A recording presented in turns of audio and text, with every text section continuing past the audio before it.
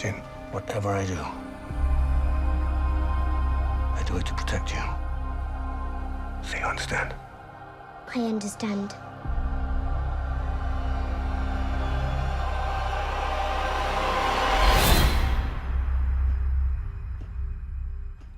She's very determined, she's strong-willed, she has an independence, but I didn't want her to become a caricature. It was very important that we found her humanity and her vulnerability, and also that you, as the audience, would be with her, that she doesn't become objectified, that she's not glorified or on any sort of pedestal, that there was an immediacy to her and that you were engaged with her struggle. When was the last time you were in contact with your father? What is this? It appears he is critical to the development of a super weapon.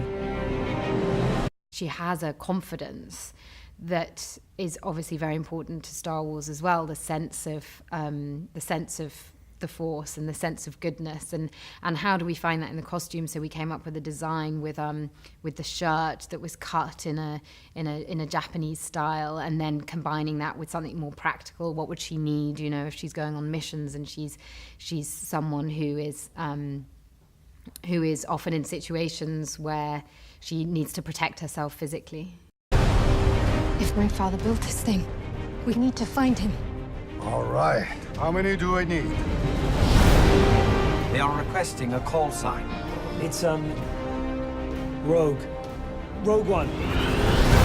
That's when I think filmmaking is really special and acting is really special, when you get moments of where the actor loses self-consciousness and there's a little moment of surprise, or it's trying to find an authenticity, and Gareth constantly was pushing for that and wanted to create something that was very immersive. We're in a time now where obviously virtual reality is hugely important and is potentially going to be the next form of film, and so there is an appetite in audiences for something that's very, very feels very real and feels like you're actually in it. And it feels like with Rogue One, the style that Gareth made it is that it's incredibly immersive.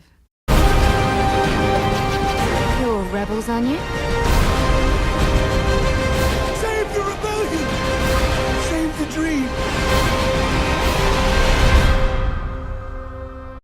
I think it's a great opportunity to explore different styles of Star Wars that we haven't seen before, and I think the audience are really ready for it. There's an appetite for a new adventure, and so we have been given such freedom to experiment and really play within the Star Wars universe.